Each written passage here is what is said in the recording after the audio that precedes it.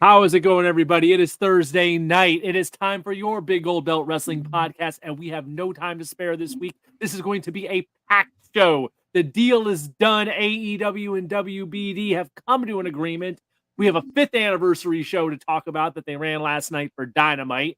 NXT premieres on the CW, and WWE Bad Blood is this weekend. So much going on, so much to get into. Get ready, folks. Your Big Gold Belt Wrestling podcast starts right now. Big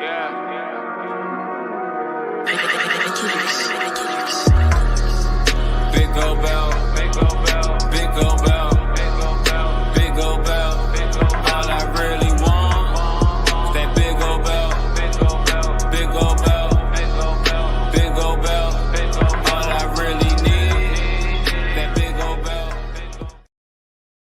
Hello, everyone. Thanks for joining us here tonight on the Big Gold Belt Wrestling Podcast. We are in for a packed show. I am so glad you are here with us. I'm going to take us around the horn real quick, and then we will get right into it. Top right of your screen, I am right here. I am Will. Below me in the Lone Star State is Damian G. Across from him, bottom left, is the Giant Crab, Jamal.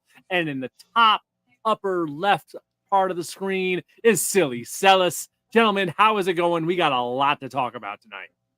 Crab, let's say, not watching the Mets game. I was just about to say, Crab, I thought we was going to have a Mets versus Guardians World Series. Would that be okay? I'm okay with that. There we go. That's what I want. Yeah. That's what I want. Let's go Mets. That's all I got to say.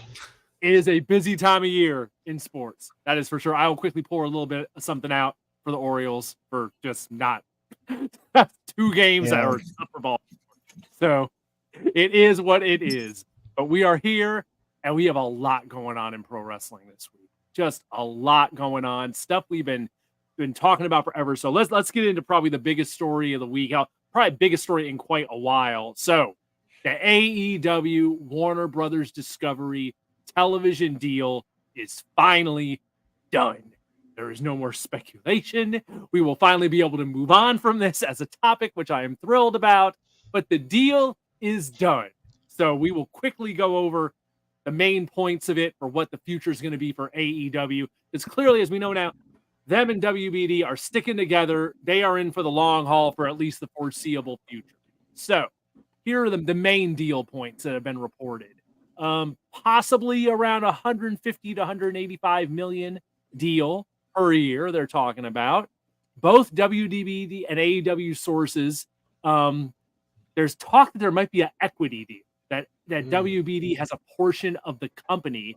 No one's outright willing to confirm that for sure or how much it might be, but it sure sounds like there might be a little something going on and it could have already been in place, but who knows what exactly is going on there, but it's probably a facet of what's going on here. The big part, here's the big part. This is the part that most jumped out at me that I was excited about. Dynamite and Collision will continue in their normal time slots on Wednesday and Saturday, starting in 2025. They will also be simulcast on Max streaming going forwards. They will still be on TBS and TNT, but now there will be a streaming component to see them live via Max. Also in 2025, the library of Dynamite, Collision, possibly even Rampage, the back catalog, should hopefully be appearing on Max in some form or another. Another key part of the deal that we've talked about forever, pay-per-views. Pay-per-views will be headed to Max. Footnote, big star here, big caveat. They will be available at a discounted price. They are not going to be included in your Max subscription like the Peacock deal with WWE. This is going to be more similar to UFC on ESPN, where you have to have the service, and then the pay-per-views are still a separate purchase on top of that. So they will be discounted in some form. That is also to come in 2025. Rampage apparently will be no more. That is going away. Also, this will no longer be an exclusive deal where WBD has all the AEW programming completely. They have Collision, they have Dynamite. AEW can now shop stuff elsewhere. So rumors of this Fox deal possibly happening. That's how that's happening now. Nothing for Ring of Honor as of yet at this point. And I think that's all the big main points here. So for me personally, the Max streaming and then the pay-per-view components are where it jumped out the most at me. Who wants to get in here first? Who's got thoughts on this? I kind of want to open it up to you guys. Well, I guess my first question is, where did you hear that Rampage had to go? Right. Apparently, Rampage is not part of the deal. It's not going to exist anymore. Interesting. And part of that, and also part of speculation on that is that Dynamite might go to 3 hours or possibly even Collision too. So that might be what they were experimenting with last night. Where they had a significant overrun that went past 10:30 to see how it would go. So apparently, the only deals as far as shows go in this for WBD are Rampage. Collision and Dynamite, the 2 primary shows. Nowhere is Rampage mentioned in it. Apparently, that's how I've heard it reported. It's interesting to me. I'll start with this. So, twofolds of this. One thing was the pay-per-view thing, where similar to ESPN Plus, like via UFC, you have to have the service and then get that at a discounted rate. So, using that method in comparison with WWE and how they do their service through Peacock, if you have the service, you get all the premium live events. I think that doesn't hurt them because it is a model that already follows it. But I'm looking at a bigger picture that even goes beyond, wrestling right now. Of course, WWE has their deal with Netflix. Of course, January 6th has been announced is going to be their first day on Netflix. But I'm thinking about just the overall service of where streaming cable television is versus just cable television. And I think more and more, when we think about the cable alternatives like YouTube TV or Hulu Live, I'm just thinking about, are we moving to, okay, if I just get Max, then I know I get my TNTs, I get my AEW. So if I get ESPN, I get my ABCs. And everything is revolving around the 4 major news networks, which means NBC, Fox, CBS, and ABC. And I'm just wondering if they're using sports or sports entertainment as an avenue to try to get with those, streaming profiles or get people to get their subscriptions.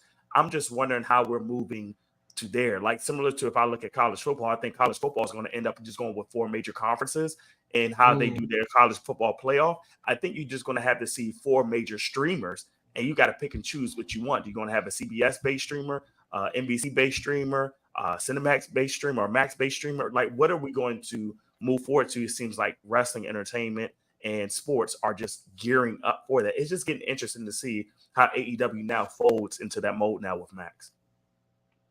All I'm going to say is, even though on the show I've said that AEW jumped the shark, I'm glad they're still going to be around.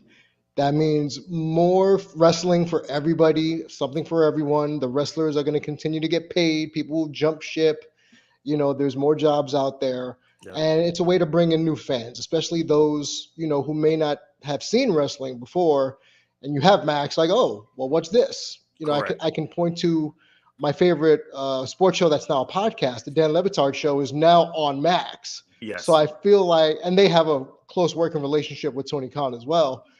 So it's interesting that Max all of a sudden is making these plays, for the sports-oriented content, when in reality, a couple years ago, we were like, I was only watching Max for Young Justice. You know what I mean? Because that was the only place to get it.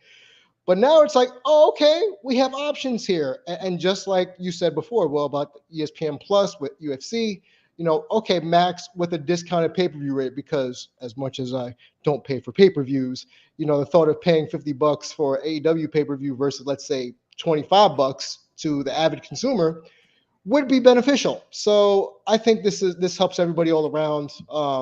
Good for AEW sticking around a little longer. I remember, I think me and Crab talked about it, and I don't know if it mentions it, Will.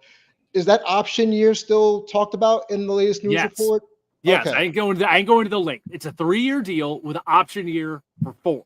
And depending on the year, it starts a little low. It goes up higher in the 2nd year, higher in the 3rd, with the idea that exactly the escalators in it. If they go to that 4th year, they'll get bumped up even more. So good point. 3-year deal with an option for a 4th year.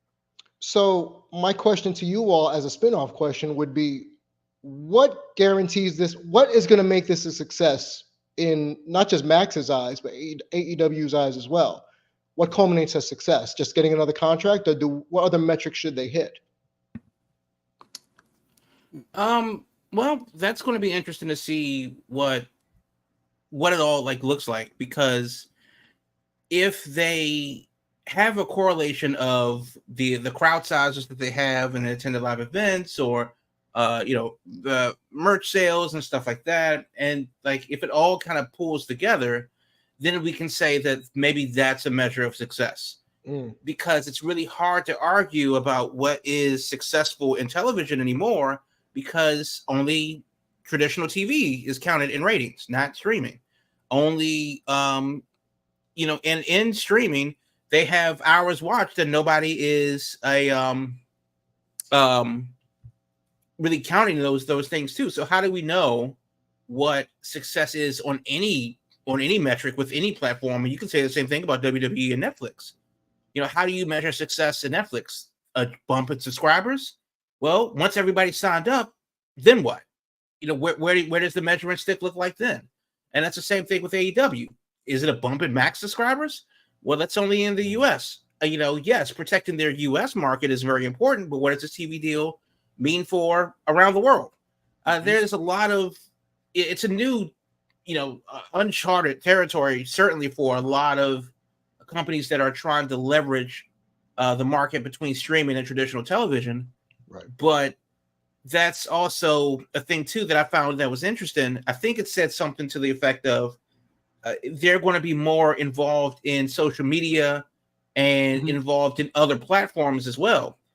But to what extent? Like what is that? What does that? What does that actually mean? Yeah, right. Are we going to have a AEW Speed type of a thing on TikTok, or are we? No, I mean seriously, like that's like right. a copycat league now. It's going to be a copycat that's not a league. thing that might not have happened before. And then you say that they're going to cancel Rampage. Okay, fine, but what does that mean for ROH? Is ROH not a part of the deal? Is it it's treated as a separate entity? It's a thing that Khan owns, and it's not a part. Is it a part of the AEW LLC? Obviously, there's a lot of overlap, but there's a lot of overlap between the Jaguars, and we don't see any defensive tackles, doing spears and television. Not yet. There's not a yet. lot that Not yet. there's a lot that we that we know and that we don't know. And I think the question is, of course, is what does AEW think success looks like? Because now the question becomes, was this the best deal for AEW? Right. And that's obviously something that we can't know either, because the landscapes of sport and entertainment are moving so quickly at the same time this year, where you have NXT on CW. We'll talk about that later. You have the Netflix deal that's going to happen. Things are going to be happening with AEW come January, where you'll finally see simulcast between live shows on Max and TNT. But that's also a thing too. March Madness. Will AEW be preempted on TV and live on Max? These are like hockey when that comes about. Baseball playoffs. They're doing a Tuesday show because of baseball playoffs next week. There right. You go. So will these things be like, hey, we're going to air it tape delayed for TNT, but on Max, See it live. What? You may be able to do that live. And that's also a thing too. When they go back to the UK, well, Max doesn't have a clock. It doesn't necessarily have to have a schedule. They can just throw it up anytime that they want. So if AEW decides to branch out around the world, could that be a live show on Max, regardless of what the show is? And then, of course, the other thing is the discount on pay-per-views. You said 50%. I'd be damn surprised if it were more than 10. Because you obviously That is interesting. Yeah, and the talk, the speculation is, given the way this deal was made, they're figuring that the pay-per-view money isn't going to AEW, it's going to WBD. That's going to be part of them recouping costs. Which that's would be interesting because they're not producing the show. Yeah, I don't know if it's part of how they're working it. Like they're going to make them a flat rate. I don't know. 'Cause I mean, of course, the WWE deal, since it's all just included. It's like, yeah, Peacock just keeps all the money. They're paying you a set amount for the shows. ESPN, UFC deal, same deal. It's like, yes, you're paying for the shows on ESPN Plus, but ESPN keeps all the money because they're just giving UFC a flat rate of this is what we're valuing the pay-per-views at. You get this money, boom. That's that. So, right. Yeah, there's a lot of moving parts. Yeah, there's a lot of moving parts. And then just because we don't have extra in-ring content, will we get extra exclusive content for Max? or other social media channels and stuff like that. Now that if in fact the Warner Brothers has bought a chunk of AEW, no matter how small that is, what does that mean for their bottom line as far as like synergy across the corporate landscape? And that's something that I've been talking about for years that I want to see more of. And we started to see that on Dynamite, where they had like a big ass DC logo in the bottom left-hand corner for DC Comics, a Warner Brothers property. And so the integration is real, but what does that all mean? And of course, we'll talk about Dynamite later on because it's the 5th anniversary show. Kudos to them for making it that far. And then to do so on the day where they announced the giant television deal, it's just not necessarily a game of wait and see, but it is interesting to see where it shakes out, because the question, if you're Tony Khan, is, are we in a better place today than we were when we were negotiating 3 years ago for our first or second TV deal, or however many they had? And then, of course, looking towards the end of this deal in 4 or 5 years or whatever it is, will we be in a better place then? That's the only thing you can do, is just measure the progress.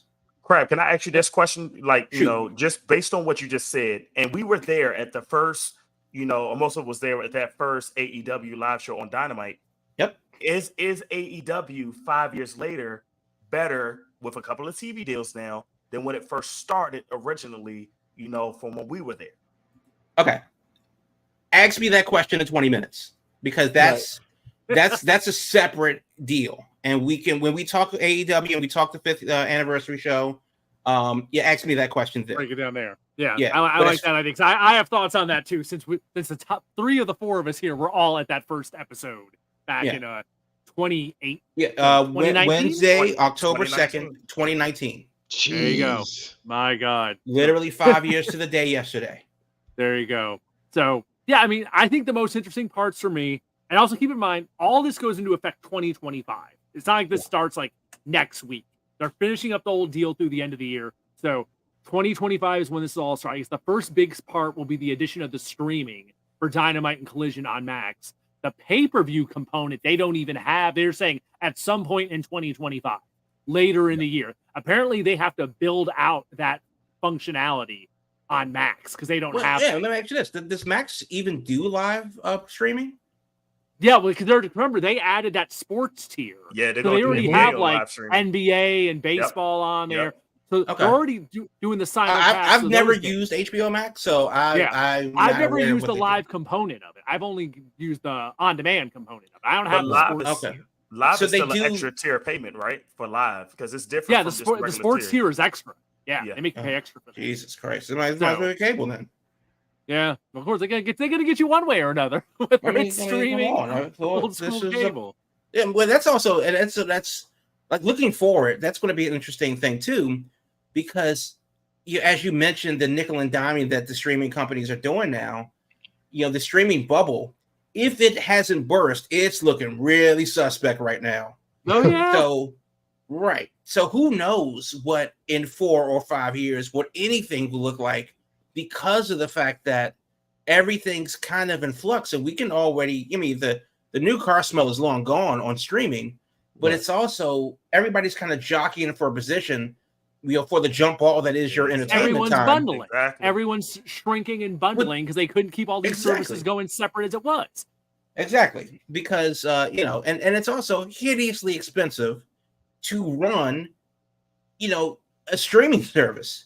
Yep. You need so much of everything, and I'm sure out there where you are, I'm surprised they haven't put a data center near your place, Will, because half of Northern Virginia is just servers for WoW and EverQuest. No doubt. Yeah, I mean that shit is wild, and they need that level of bandwidth to cut down. Unfortunately, Manassas Battlefield to build servers for HBO Max. But these are the real world things that are happening to make more of the internet. With that said, what will that look like in 4 years when we're all sick of being nickel and dime by the now currently 5 major streaming platforms, then 8 major streaming platforms, then now we're subscribing to Tubi Plus, and I'm just like, okay, we're not doing this. Yeah, we're done here. There we go. All right, I think we got enough about the TV deal. enough of that. I'm glad that we will be able to finally move on from this as a topic. So no more AEW TV deal talk. WWE's TV deals are locked in. There's no wrestling TV deals coming up that I can think of. MLW. Everyone remember TNA. If TNA shows up somewhere else, who knows? Oh my God. Let's switch gears to that 5th anniversary show that happened last night. I will keep this short for my portion. I was kind of underwhelmed from what I did see of it. I didn't watch a good chunk of it because there was a lot of stuff on it I just did not care about. The main stuff I saw was the end of it. I saw the Danielson Okada match that just, I think with the whole time limit stipulation they were working in there with Okada's titles only on the line for 20 minutes, the old TV title deal. And then after that, it just becomes a regular match because Danielson wasn't defending the actual AEW title. I think it had a bit more. It was overbooked kind of in a way with just having all this added stuff going on in it. So I thought it was okay, but of all their matches, it was definitely like the least exciting for me of that. Because this was the rubber match compared to the other two. I was just kind of like, okay, this is it. It definitely felt like every bit of a TV match.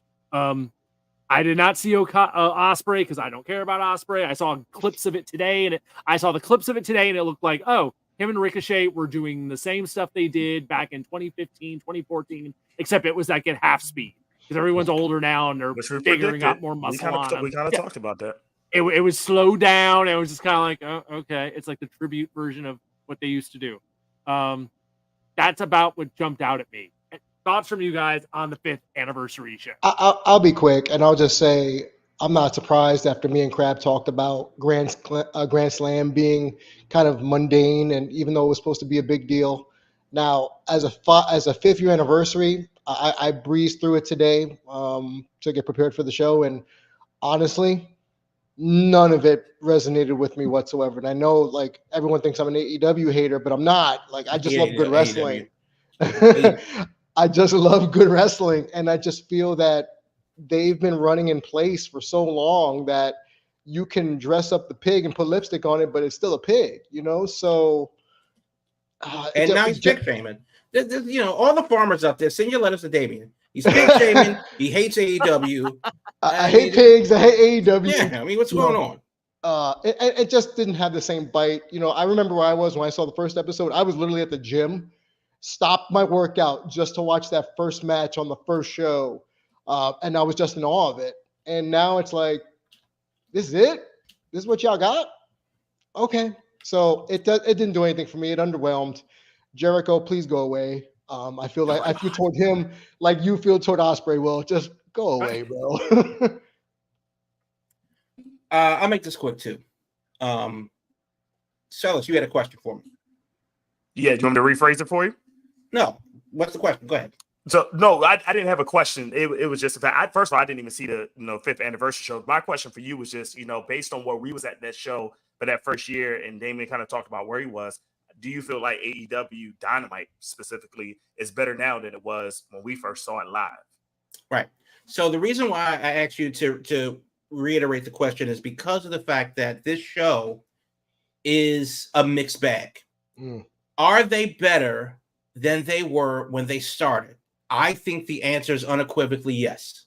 Not just because of the TV deal, not because of the free agents they've been able to sign, not because of the Wembley show and the working Ash and all of these other things they're going to be doing. They're going to be at Globe Life Field next year for things. There are bullet point moments, that should be remembered for AEW, and that's something that they absolutely 100% should be proud of. Survivor the Pandemic, the Sunset shows in Jacksonville were something that I will take to the grave. Being at the first show in Dynamite, here in Washington, selfishly, I can say that I was there. Being at the first Grand Slam, these are the things that we saw the maturation process over the past 5 years, and they have arguably been rewarded with a new, more comprehensive streaming deal that we've been begging for the last 2 or 3 years, definitely since COVID. With that said, though, because they have become a more traditional North American style wrestling company, a more centrist, generalized wrestling company, they are not where they started, because AEW was the wrestler's wrestler. It was the super indies. It was GCW with a TV deal. You were going to see some guys that you may have heard of, some guys that you forgot about, and you were definitely going to see some new guys, and they're going to give it their all. And, and all of the hipster journalists are going to go, God damn, I did not expect that from them. And then they became a more casual, company as far as what their product is. Yes, you were talking about Ospreay versus Ricochet. Obviously, if you were around the Indies in 2015 and or if you weren't just locked in a particular bubble, you know what that match was. Whether you like it or not, or whether you remember the polarization of the match itself is irrelevant. But you know what it was. Right. And they did it again. Now, where they go from here is whatever. But fine, they got it out of the system. My thing is, that's not necessarily for me. If I wanted to see WWE on Temu, I would just watch NXT or Raw or SmackDown. I don't want to see a centrist version of that, especially when they started out doing their own thing, paving their own way, carving their own niche. It would be like your favorite indie band getting big and famous and just emulating whatever the popular trend is. Yeah, it's like when indie bands get signed to a major label and get a major producer and decide to suddenly the next thing we're not trying to sell records. It's time to have a mainstream sound. Right. So that's the thing. AEW has long since, I don't want to say given up, but they've long since shifted their priorities from just being damn good wrestling, quote unquote, because good and bad are relative, to money-making wrestling. I mean, that's what they have to do now.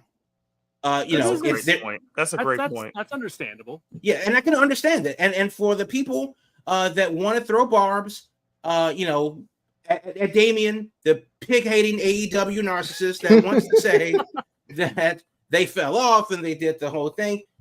In a way, yes, they've kind of traded in that value of, the best talent, bell to bell, the best talent up and down the roster. Yeah. And we saw what happened when Brody Lee came in, and that's what it used to be. It used to be, damn, I can't wait till they get to AEW so we can see them outside of the WWE bubble. We can see them. Oh, tell us, you have an issue there, man. That's not me. That's not me. I think it was mine. My bad. Well, okay, but see, this is what happens when you with AEW, faithful are getting in on us. But the point is that you have these issues, and they have moved away from just being great wrestling to being money-making wrestling. I don't have a problem with that. It is a business. You have to reposition your business every now and again to meet current needs and demands. And they need to make a casual audience. They do.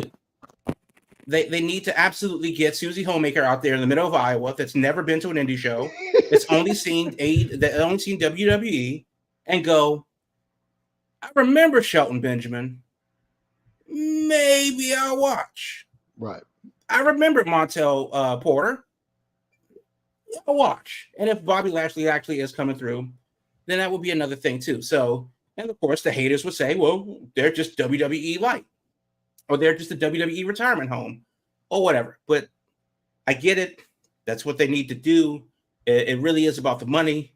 They need to make sure that they have the capital to keep going, because all of these TV deals are a third of the equation. Live shows are another third. Other media are the other third. And the video game didn't do well.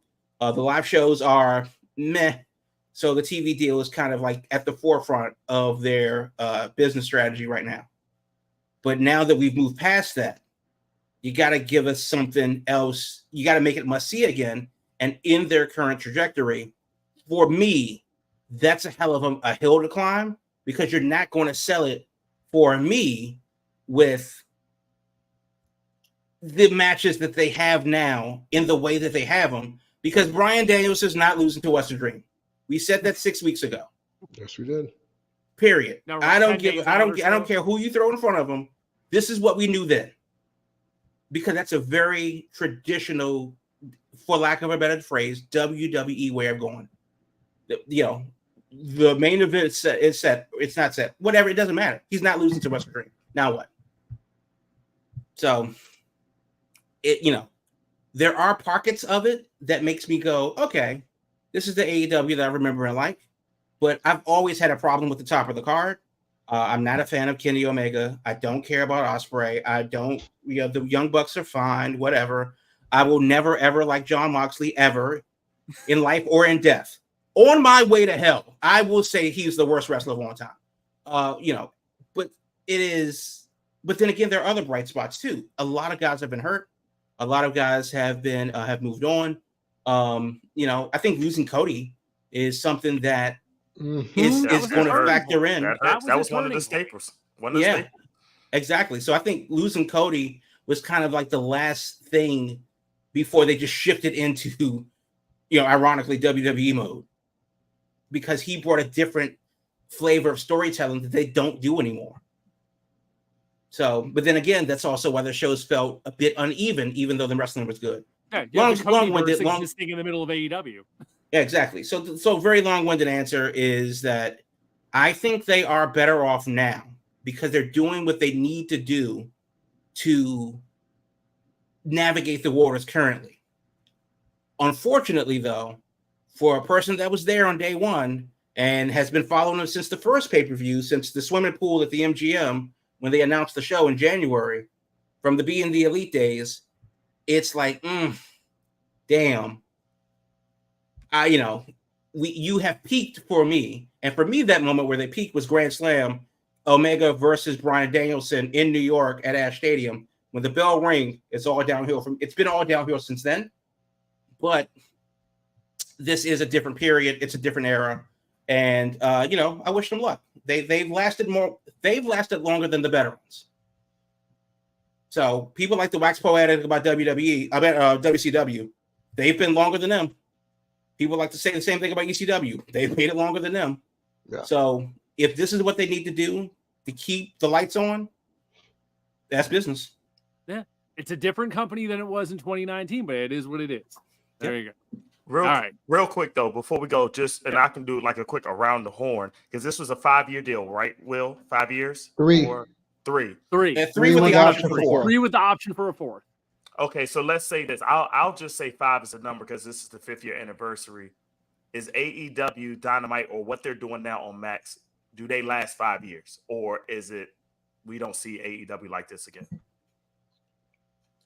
Who knows what the heck the TV landscape's going to be in 5 years? Well, the streaming I think the landscape, cable True. might be completely gone by that point. It's just all just streaming, and who knows in what form by then. The way things are moving so quickly, I can't even imagine what it'll be 5 years from now. And that's assuming that the economy, that we don't go into a recession, that people have enough money to spend on luxury items like streaming television and stuff like that. Yeah. There's a lot of the factors into it since we're talking about the business side of things. My short answer is yes. I think that even though the streaming bubble isn't burst, but it is losing air. I do think that AEW is doing things to navigate that right now. And if the rumors are true, and we can talk about this after the break, if Shane McMahon is actually coming to AEW, if Bobby Lashley is actually coming to AEW, if they can, bring us some names that are going to bring some interest, again, it's not necessarily what I like or what I want, but they still need to grow their audience. And honestly, I think the Max deal will help that, as we've, confirmed that they will have more ability to cross-pollinate on social media, other ventures and stuff like that. If you get an Orange Cassidy DC Comics comic book out there on the shelf, a one sheet or something like that, I'm not saying it's going to move the world, but I am saying that like there are things that they can do that we've talked about over the years. Kenny Omega versus Bane or some shit like that. There are things that they can do over the years where there's obviously room to expand the AEW universe into everything. They just got to get it done. And Warner Brothers is a great partner to do it. There you go. All right. let's wrap up this first half since we went long. Lots of AEW talk in this first half, so we will head to halftime. When we come back, we'll hit up NXT's CW premiere, and then after that, we got to talk about WWE Bad Blood going down in Atlanta this weekend. So stay with us, folks. Your Big Gold Belt Wrestling Podcast. We'll be back right after this. A little birdie told me, everybody, that you may be interested in doing some sponsorship and advertising opportunities with us here at Big Gold Belt Media. You know what? You might as well, because we are the golden standard for all of your media needs. Why would you want to go anywhere else? Besides, all of your pre-roll ads, your mid-roll ads, as well as your on-air reads are going to be done by me, Damian G. Yeah, professional broadcaster, Damian G. We do all types of social media promotions. That means your podcast, your IG, your Facebook, your Twitter, and your business website all get shouted out on our network here at Big Gold Belt Media, where we cover wrestling, movies, comics, and more. And you can find out more information and make those inquiries, kids, because, limited time offer here at Big Gold Belt Group at gmail.com. Again, that is Big Gold Belt Group at gmail.com. Why would you want to go anywhere else? I wouldn't.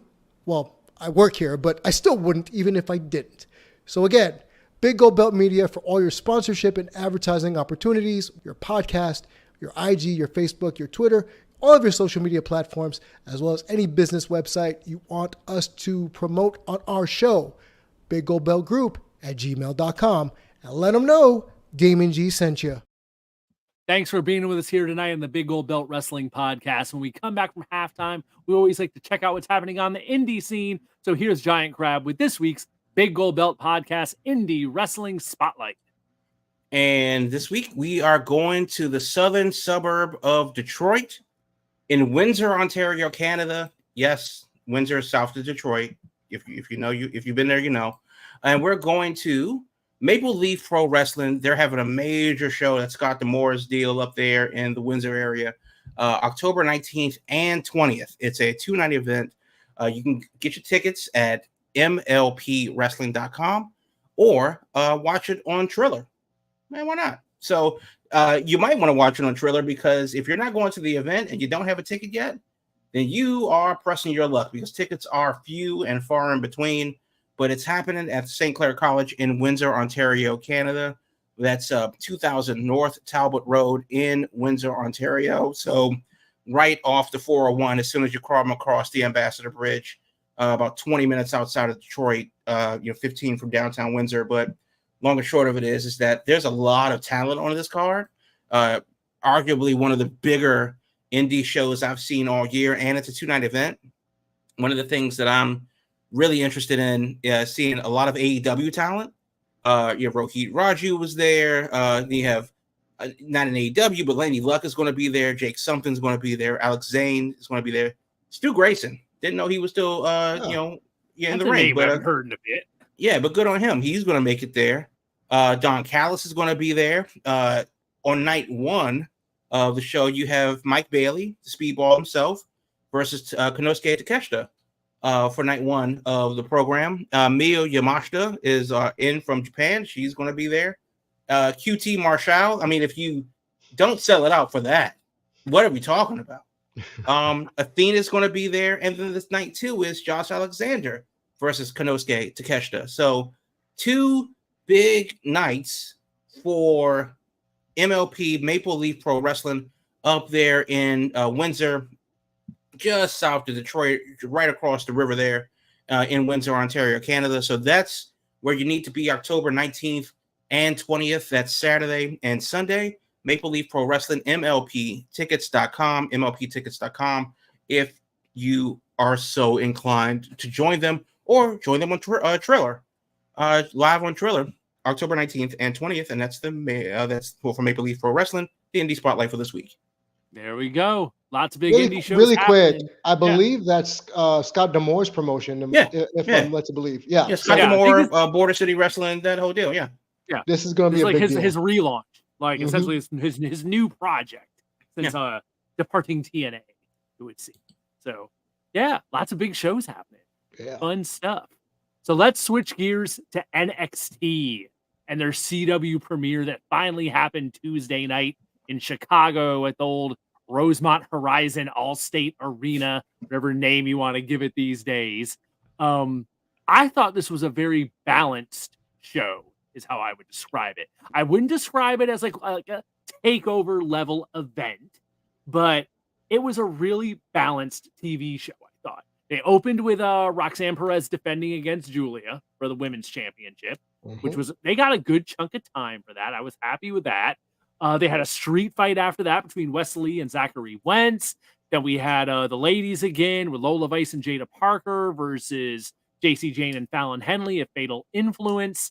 And then ended the night with Ethan Page and Trick Williams for the title with CM Punk as referee. I thought it was a really balanced show with, like, you know, some variety in there. You had the women's tag team, you had title matches, you had the street fight with all, you know, your ridiculous plunder and spots like that, and then cap off the night with Trick Williams once again ascending to the top of NXT in Chicago with CM Punk there to count the pin for him. I thought it was a really solid TV debut.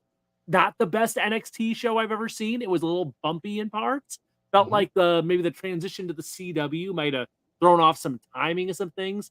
I heard some people mentioned to me they thought the commercials were oddly placed on it, since they weren't able to do picture in a picture on a CW and all this. But overall, I would say it was a solid first out. That's how I would describe it. Who wants to get in? I'll get in. I saw it. I was excited. You know, I don't hate NXT, you know, so everybody can hate me for not hating NXT. But what it really did was showcase who is next up when it comes to WWE. That show showed us who's the next in line, because obviously there's a big thing with Julia. Roxanne's been there forever. You featured Corey Jade, which I don't know why, but she's a big part of their women's division. It was her hometown. Main event was good. I'm not a Trick Williams fan per se, but I understand why they did that.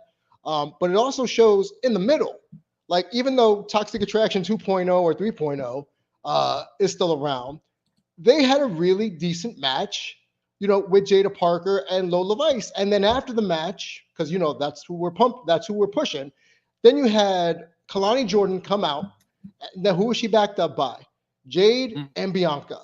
So the rub, as it were, we've talked about this, how the vets are giving the rubs to the newbies.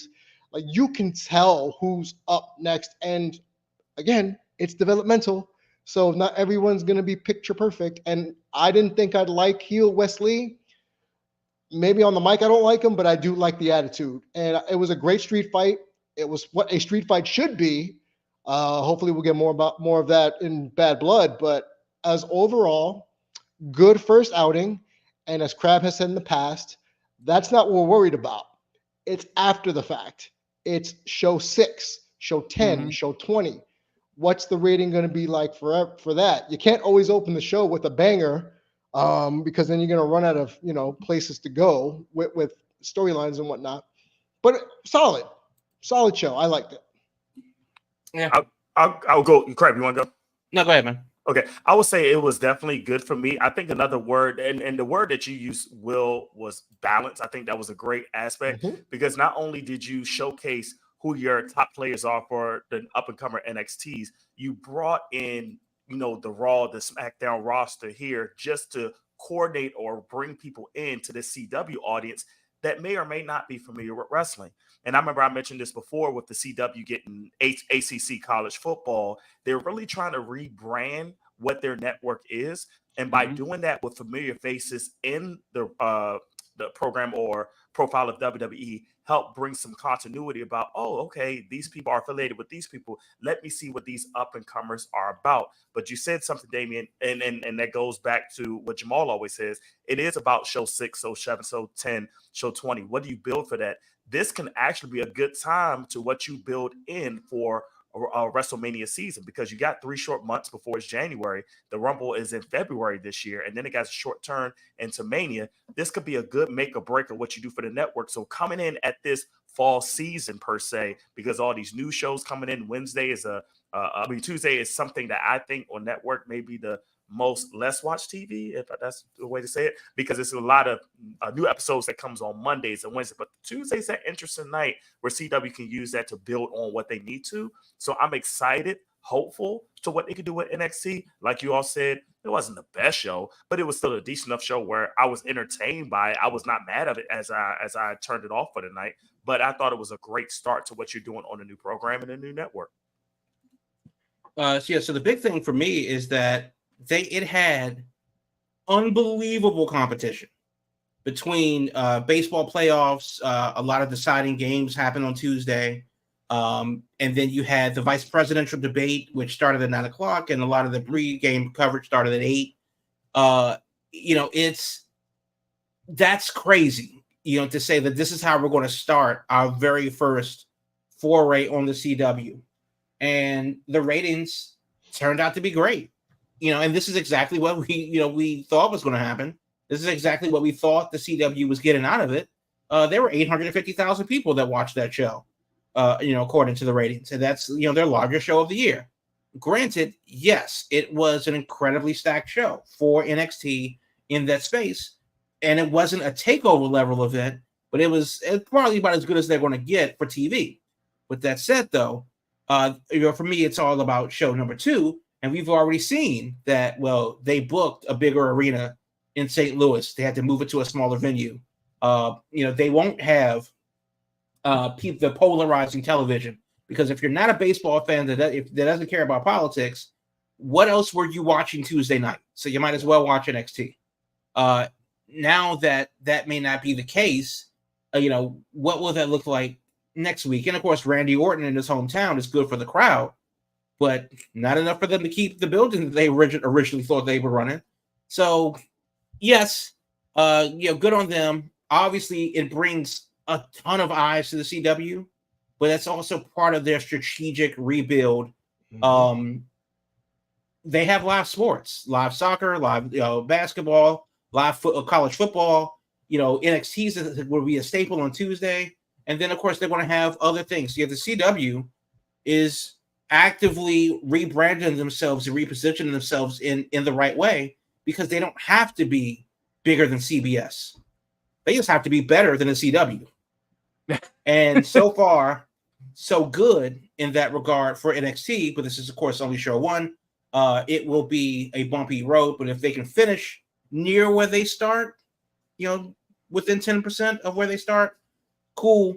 But no matter what, they absolutely are killing it, considering what the CW would have pulled before. I mean, their ratings were barely measurable. They lost out to PBS for a lot of the weekend because of the fact that they were losing a lot of their Warner Brothers shows and stuff like that, Smallville and whatever.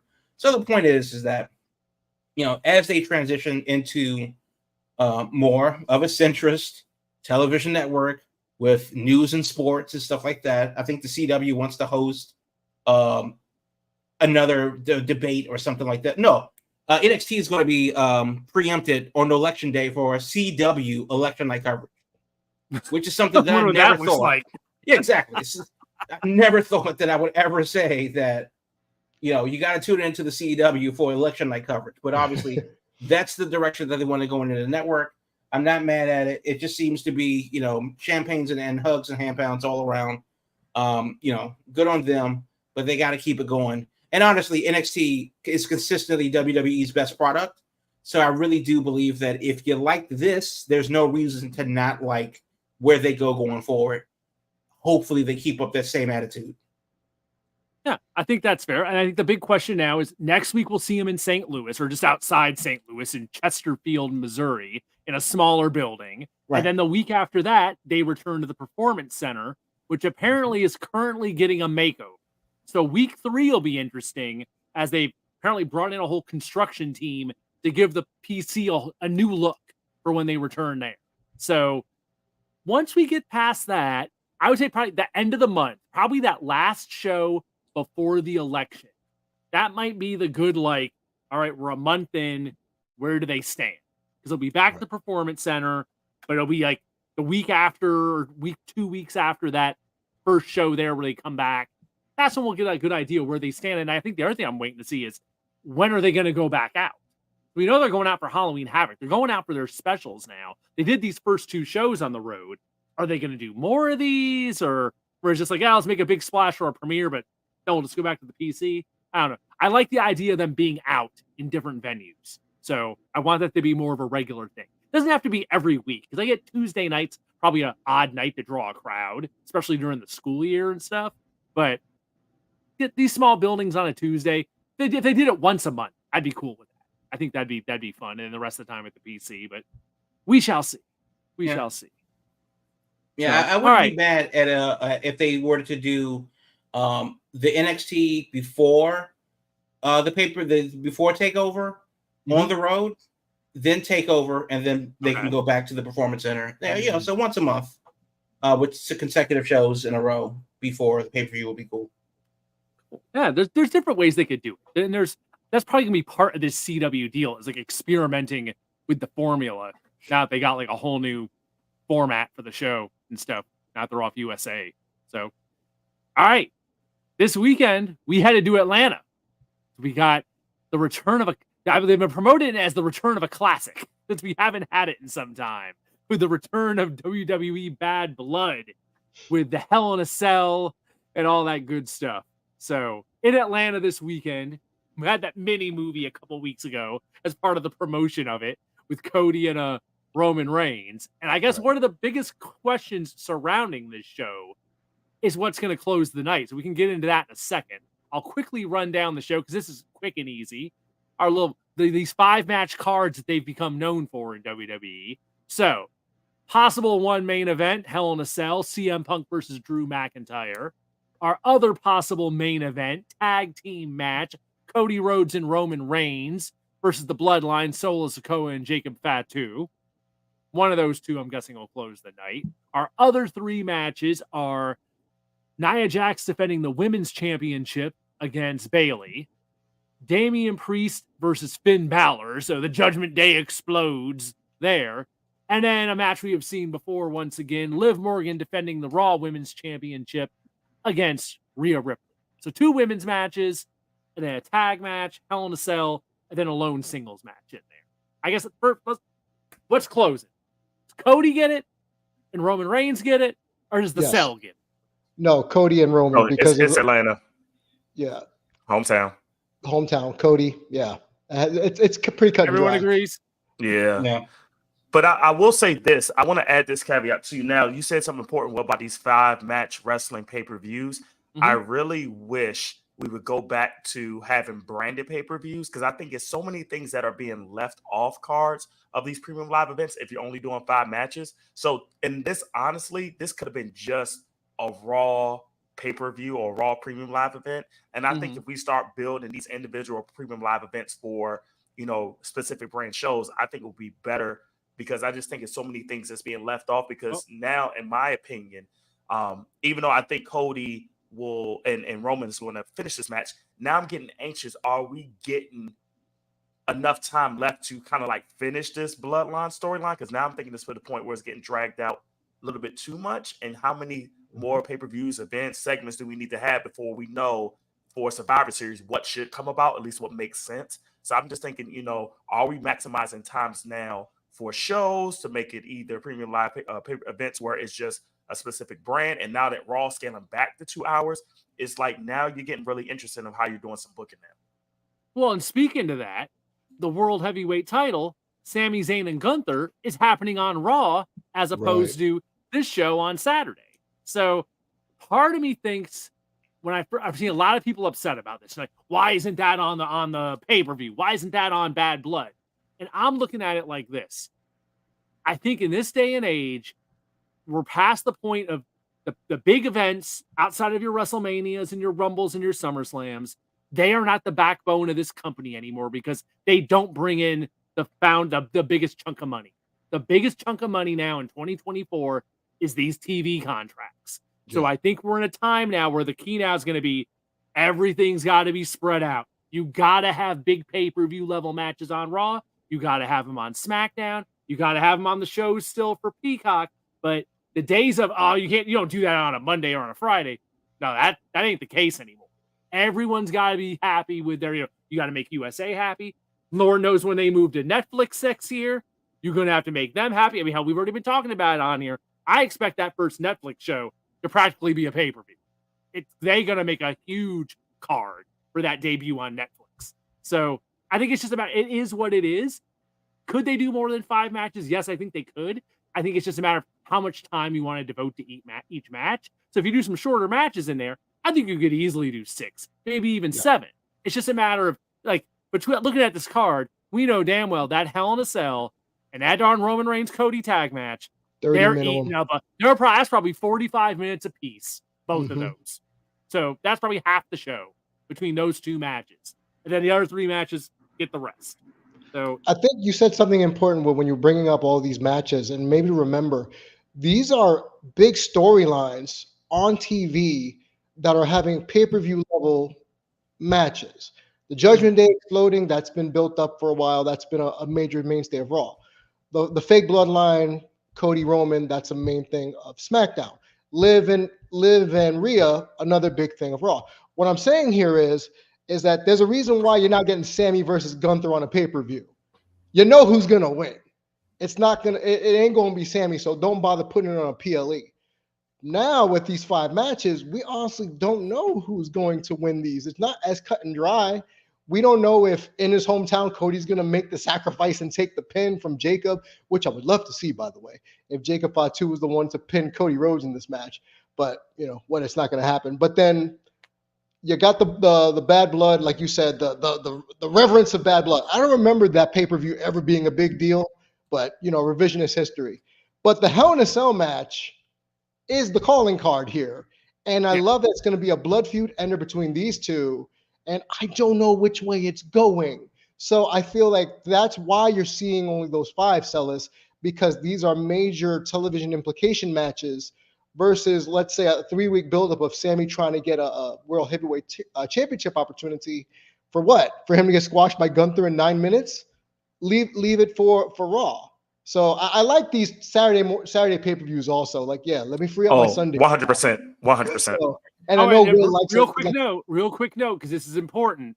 It's starting at 6 p.m. Eastern. Yes. Not 7, not 8. It's not an afternoon show. 6 o'clock. So it should be done by like 9 or 10. Supposedly they want it done by 10 because UFC is running that night. That's supposedly the earlier start time. So 6 o'clock in the East. Which is potentially another reason, Will, why we're getting only 5 matches, because TKO was like, hey, we got a pay-per-view over here. Let's dedicate some time to that. Corporate synergy. But I think it's a solid card. I'm going to watch, but at the same token, I'm not broken up over it because I'm not going to see Jey Uso or Sami Zayn on the card. So it's fine.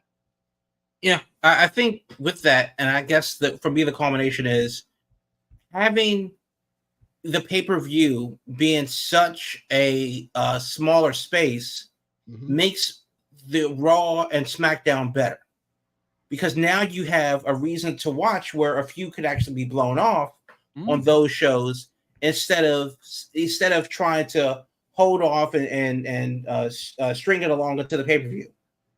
And I think that's perfect example of that is Bryan Danielson is not losing to Wrestle Dream. Right.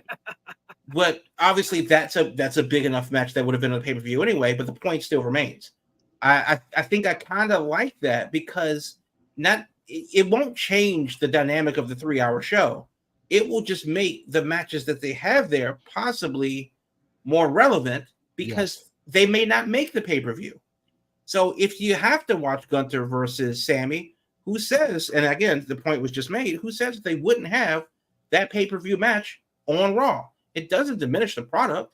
You're getting the blow off to the feud that you need, but it's still to the point that, like, now the pay-per-views, as we've seen, are just tight, in and out. It's not that much of the commitment that it used to be. You are getting the meat with very little fat. It's 5 matches. You're in and you're out. It starts at 6. It's over by hopefully 10-ish, and on 10-ish Eastern. Good to go. And that works around the world. We saw that happen with Backlash. Like, oh, that's a smooth 4 hours during the middle of the day. We see it happen in Saudi Arabia. And then when you have your tentpole events the big four, the big five, if you want to include Survivor Series, because Money in the Bank, I kind of usurped that. But if you want to have the big five pay-per-views, those can be 4 hours, 5 hours, 6 hours, or 2 nights. Right. Because now that you know that you're getting, that, oh shit, well, Survivor Series is coming up. It's October. We're going to Survivor Series season. Bad Blood or Roadblock or Capital Punishment or Sold Out or whatever is not going to be. That's not what you think it is. Capital Punishment was great though. Sure, I'm sure it was, but that's not what you think it is, because we're looking forward to Survivor Series, and I think in this streamlining of WWE pay-per-views, I like the way they're going with it. Right. Yeah, I think that's the key deal. Is just they spread things out now, and it makes the TV more must see during the week. I mean, hell, Jey Uso's big crowning moment of winning singles gold, it happened on Raw. It didn't happen on the pay-per-view. So you have big title match like that on Raw. You have Gunther and Sami Zayn on Raw. You have big matches on SmackDown. It's just there's enough going on and enough hot properties in that company to be like, okay, everyone can get a piece. All the shows can get a piece, and it makes everything a bit more. This isn't just a skippable episode of SmackDown, or nothing important to happen on here. There's more chance of some significant stuff happening on a more regular basis. I think that only helps things, personally, in my mind. It's not the days of the TV's just whatever, then you get to the pay-per-view and everything happens on the pay-per-view. It ain't like that in 2024. So, right. The dynamics definitely changed. Yes, it has. All right. We are at our hour. So, gentlemen, any other little thoughts you want to get in before we wrap up? I'll say this. I don't know if you guys have said it because I've been out for a couple of weeks, but definitely want to give my acknowledgement to Happy Hispanic Heritage Month, especially for wrestling in general, has a huge aspect of the Latino-based culture. Definitely wish everybody that is celebrating, acknowledging, and representing our Hispanic and Latino community that we give them their efforts for everything they have done, especially once again in the wrestling community. So just shout out to that. Oh, here. We enter into October and into the fall season. There we go. All right. Well, each and every Thursday night, your Big Gold Belt Wrestling podcast is here, streaming live on Twitch, YouTube, X, you name it. Got the live stream on Thursday night at 8 p.m. Afterwards, the show lives on in audio form via podcast. So if you just want the audio version, it's available on all your favorite podcast platforms, and the video stream lives on YouTube. So you can check it out whenever you want. You don't have to be here live, but 8 p.m. Thursday nights is when we go live here at Big Gold Belt, and of course at biggoldbelt.com/live. Lots of ways to find the show. What else we got going on here? Oh yes, the social media. Can't forget the social medias at Big Gold Belt across the board, whether it's Twitter, Instagram, all that stuff at Big Gold Belt. And of course the website, biggoldbelt.com, wrestling, movies, comics, and more. So it's not always just wrestling here. Get on there and check out what 2 Chains is doing at the local, latest Comic-Cons and movie premieres and all that good stuff and TV shows. We got the Mr. McMahon show we talked about last week on air. The Dump Matsumoto show on Netflix. We have a review up of that. All kinds of stuff. So biggoldbelt.com, your one-stop shop for wrestling, movies, comics, and more. That's it for us, folks. We will be back next Thursday night. Thanks for joining us. Until then, get ready for Bad Blood this weekend. See some NXT next week. We'll have a title match on Monday. We'll break it all down here next Thursday. So until then, stay safe, and we will talk to you later.